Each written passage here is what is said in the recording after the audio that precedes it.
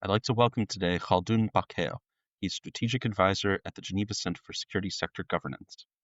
Khaldoon, if we can start out with the question about the domestic political scene in Yemen, the Houthis had to form a new government after Israeli airstrikes killed most of the cabinet last month, and the Presidential Council of the Yemeni government had a meeting to discuss the way forward after half the members opposed Rashad al-Alimi's leadership. How stable are these two governments? Thank you, Josh, and thank you for having me. It's always a pleasure to be speaking with you, although it's a little challenging to talk about Yemen at such a delicate moment and also to talk and analyze the situation in Yemen in front of a distinguished analyst and expert on the matter. So thank you, and I'm glad to be here with you. Well, the situation in Yemen, it's a kind of a stalemate at this point. Both the internationally recognized government in Aden and the so-called Houthi government in Sana'a, I believe both are facing massive challenges, politically, militarily, and moreover at the economic side at this moment. While it seems that the strikes, the recent Israeli strikes, and which came after also the US strikes, did little harm on the overall strategic positioning of the Houthis, they still continue to strike in the Red Sea, and they're still able to send cross-border attacks towards Israel, and the most recent attack on a Dutch affiliated ship also reflects that the Houthis are also escalating from their side. But I believe they're also under massive challenges when it comes to their mobility. Many people and observers are claiming that they are suddenly have disappeared from being publicly seen with inside the ministries or in mass gatherings in Sana'a. But the pressure it's real. On the other hand, when it comes to the internationally recognized government, I believe it's dire situation, the fragmentation and the differences and the conflict between the anti-Houthi camp, if I may say, is also accelerating and increasing. Few weeks ago, the chairman of the Southern Transitional Council has announced new appointees in the government, bypassing the authority of the president and the prime minister, which also created an additional layer of conflict and disagreements within the PLC and the anti-Houthi camp. And unfortunately, this is also serving in a way or another the Houthis' rhetoric and their claims against the internationally recognized government. Look, most conflicts in Yemen in the past have ended where one side or another or both have simply petered out, exhausted under their own complications, the weight of dealing with their own troubles. And peace was necessary because one or another side simply couldn't go on governing and maintaining themselves. Perhaps few battles have been won in Yemen where one side clearly dominated the other. Naturally, 1994 being a bit of an exception, 1986 in the South being a bit of an exception. Are we finally reaching a stage where a major offensive is simply impossible on either side, and both sides are struggling so much with their own internal difficulties that a resolution to the conflict is now increasingly becoming more possible? Is that what we're looking at? There will be no easy military solution to the conflict in Yemen. I disagree with much of the analysis surrounding there and there that the Houthis will just suddenly vanish and disappear and those continuous airstrikes will take them out of power. I don't see this happening. Neither the internationally recognized government will be kicked out totally off, given the backers, the regional backers who are supporting, and especially here, the Saudi Arabia and the UAE. So I think the regional support for the internationally recognized government is the reason maintaining the presence of the PLC. So we are in a kind of a stalemate. I would not characterize it as a kind of a balance in the equation, but the Houthis are advanced militarily speaking here, and the PLC is so far advancing in its political presence, especially in the midst of post October the 7th. There are lots of meetings, lots of talks. The government of Yemen is enjoying a symbolic moment with the international community at this point. But I don't think both policies, this policy of no policy, especially from the US and others, would lead to change the status quo of the political and strategic equation at this point in Yemen. I agree with you completely on all of that. And it then prompts one more question about the politics before we move on to the global situation.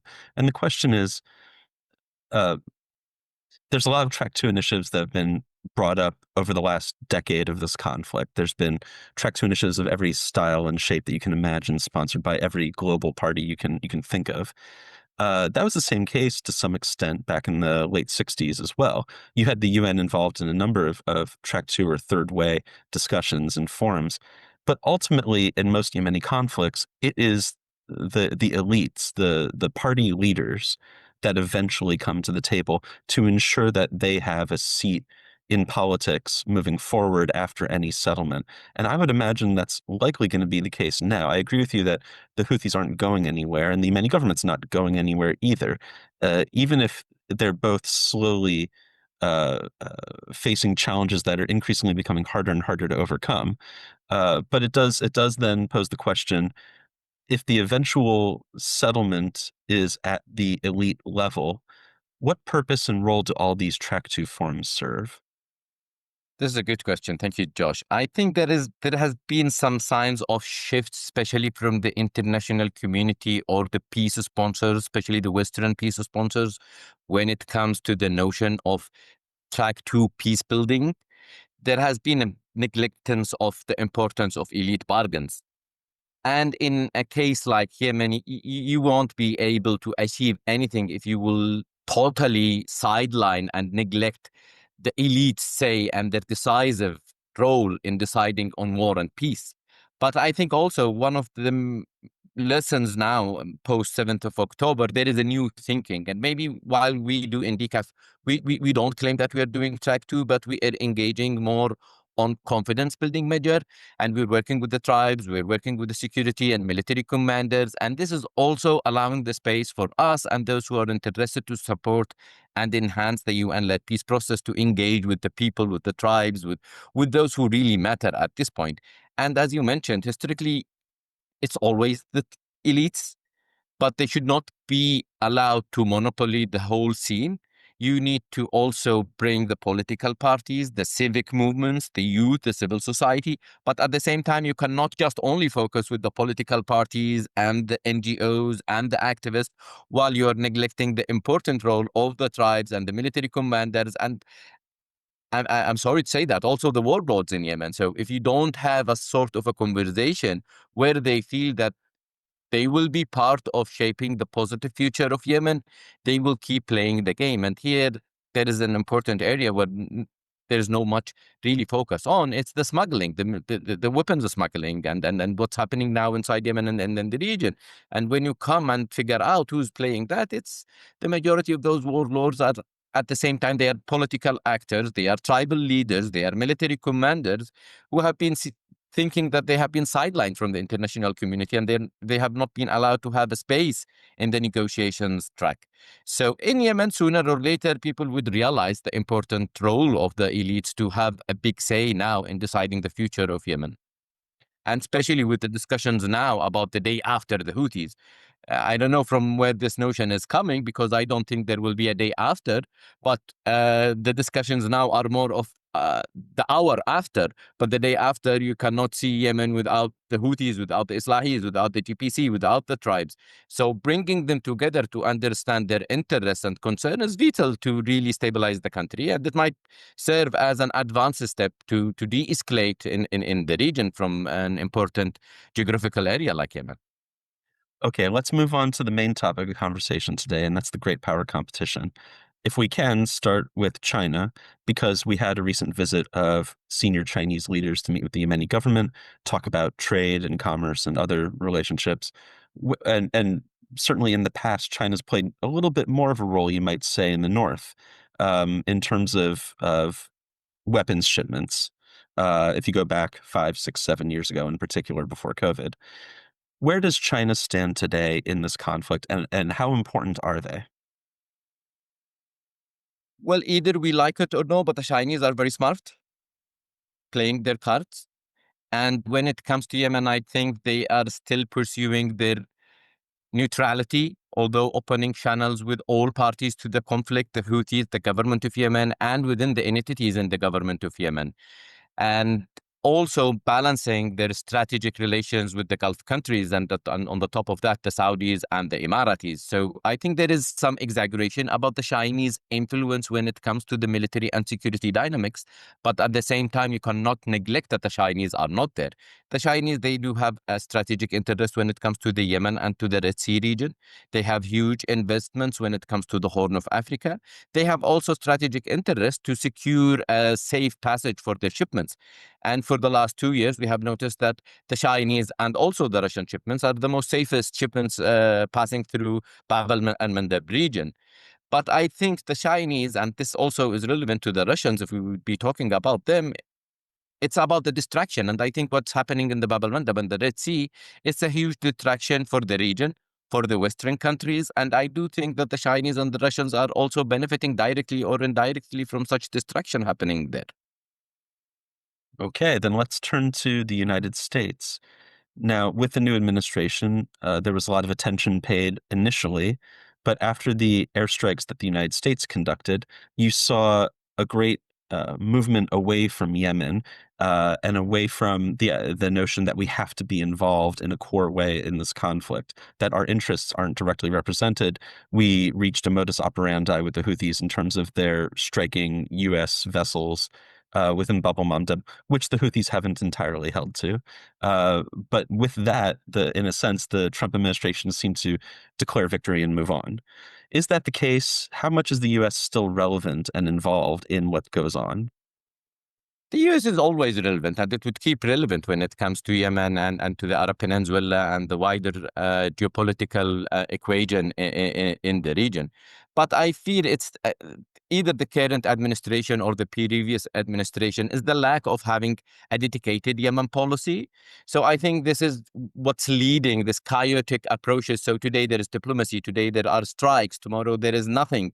So sooner or later, I think the administration would really recognize the importance of re-engaging on Yemen, especially on the political track. I personally believe that President Trump, with his ideas and approach to de-conflict in the region and to solve conflicts, the US administration has a lot of leverage to really push to bring the Yemenis and the regional actors towards a more peaceful track. But I think, moreover, it is important that the different departments and agencies in DC needs also to agree on a certain policy and to understand and to realize more the importance of Yemen, not just only for the domestic Yemeni purposes, but for the wider strategic stabilization in the Gulf and the Horn of Africa region. Okay, well, that's an important issue because for most of this conflict, the policy has been the United States will support the efforts of the UN, the United Nations Special Envoy Office. And it's a bit of a self-licking ice cream cone because the Office of the Special Envoy at the UN has always looked to the United States to handle most of the back scene and the back room hand-holding that has to be done. Um, and so it just goes round and round and round, with the US deferring to the UN for public credit for any major thing, and the UN deferring to the US for any heavy lifting that's gone behind the scenes. But in the end, nothing actually gets done, right? And it's always been my point that uh, on those rare occasions where the US has taken a vocal public stance with a concrete policy of our own, going back decades, it has moved the parties on the ground in surprising ways that no one would have predicted. But when the US stays behind the scenes and lets other parties be out in front on the diplomacy, nothing much takes place and nothing much goes on because the Yemeni parties are very sophisticated in the way they manipulate and use the international community to their ends. So then I guess the question becomes, um, would US leadership in a very vocal public way move facts on the ground?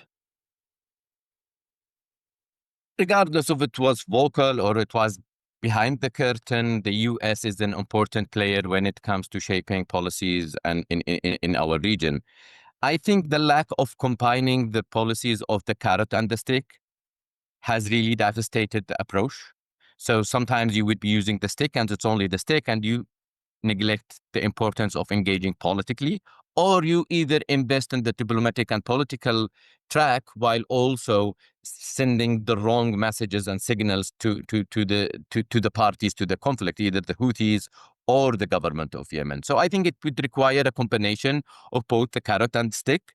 But I believe at the moment there is a huge opportunity where you can bring the Yemeni actors and the regional actors to agree on a sort of a new policy in Yemen, where you need to admit realities on the ground. At this point, while you would understand and recognize realities on the ground as they are, but in a way where you can bring the Yemenis to work together, and that the future can bring all Yemeni actors to work together.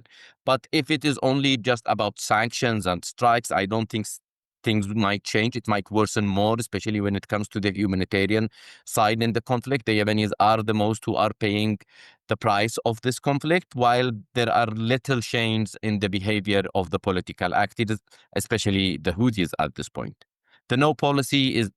The ongoing no policy in Yemen is causing more harm, I believe, to the US national security interest at this point when it comes to Yemen, more than it is helping. Does the US cede much to China by not being present diplomatically in this conflict? Does China gain by the US absence significantly? Absolutely. Absolutely. And it's not limited only to Yemen. Wherever the US is not involved, this is really a huge favor to the Russians and to the Chinese. The Yemenis, also the regional countries in the Gulf, the strategic alliance between them and the US. And regardless of the trade interest and the commercial interest, the US is always needed. The US is the more credible actor and partner still at this moment seen in the region. But this withdrawal would not help. It will only help to distract the national security interests of the Americans. And definitely, as you mentioned, this will help the Russians and the Chinese. When you are not there, people will fill the vacuum. I have one last question, but you can address any other issue you want after that if you feel like it. But one last question that's important to me, always been important to me. The expatriate community. I think the first few years of this war, the people you saw that still were abroad but wanting to have an impact back home, a lot of these people were very self-interested in terms of their own political agendas. You had people that were aligned with the old regime, and you had with Ali Abdullah Saleh's regime, and you had other young people that wanted to make a name for themselves in politics, and they had plans and strategies for re-engaging with the homeland, but ones that inserted themselves in very careful ways to profit and benefit from it. What do we see today? I look around online and I see a lot of forums for young Yemenis abroad to organize and collaborate, especially on economic front and I don't see as much of the political opportunism that you saw earlier on in the war. Maybe people have just given up in that sense. What are all these young Yemenis doing abroad, and do they have plans to ever go back home? Thank you. This is also a very important question, Josh. It might sound harsh to say that also wars and conflict can bring a positive outcome. And I believe that the experience and education that many Yemenis in the diaspora have gained in the last 12 years is an important asset for Yemen's future. While I do agree with you, there is lots of opportunism, there is lots of lack of reality and disconnection from what the reality is happening on the ground, but you cannot neglect the importance of Yemenis in the diaspora, not only just limited to the political factor, but also to the economic factor. Around fifth of Yemen's economy relies on transactions to help their families, to help their communities inside the country. But also, unfortunately, there is kind of a notion where Yemenis in the diaspora have felt that the Western countries, the international body of diplomacy, have always encouraged engaging with those who are holding guns, while you are also neglecting and uh, not engaging with people who have bright ideas for the future. You need to have a balance between what's happening abroad, between what's happening on the ground. And I believe that the most influential actors of the Yemeni middle class have flew outside the country, but they still have a role to decide and to contribute to Yemen's stabilization in the future. But also as a message for them, and I don't neglect myself from that we need to realize more the realities on the ground. So Yemen, as we knew like 15 years ago, 12 years ago, is not anymore Yemen of today. Yemen today is filled with militias, with Islamist extremists, and this is really going to harm the future of those who have leveraged being abroad, either to have access to better Western education or have invested financially during the conflict. So it needs a kind of a balanced approach to bring what Yemenis who live outside can bring to their country, and also what's happening in their country. The Yemenis inside need to understand that those Yemenis abroad are also a vital lung for Yemenis to breathe. Okay, actually, that raises one more thought. Then, when someday this country will stabilize again, it may take a long time. Who knows? And who knows what that will look like in terms of governance, right? But someday the country will eventually be stable again. It cannot remain in this current situation forever. That would be impossible. Um, when you envision that long-term future for Yemen, and you think about all the things that need to be done and all the things that need to be accomplished, what's the first thing that comes to mind that you think needs to be tackled in a future stabilized Yemen? The structure of the governance, bringing the Yemenis to agree on a kind of a political sharing deal that where all actors would feel that they are included. It's the conflict in Yemen did not start when the Houthis invaded Sana'a. You know that Yemen has inherited lots of political conflicts before 2015, and at the top of that is the southern issue. While it is very important to tackle the issue and the threat of the Houthis, you need to also admit and recognize the importance of solving the southern Yemen conflict and issue. And one tool to make that really happen is to bring the Yemenis to agree on a shared agenda, especially when it comes to restructuring the state towards a federal state structure. Yeah, no, that federal structure has to be decentralized as much as possible. That was ultimately the answer that There is people an came up with. opportunity, and there are opportunities. Yep. The Yeah, war has led that the central government has fragmented. So also this can bring an opportunity for Yemenis and their neighbors and the international community toward to work towards a more stable structure and governance in Yemen.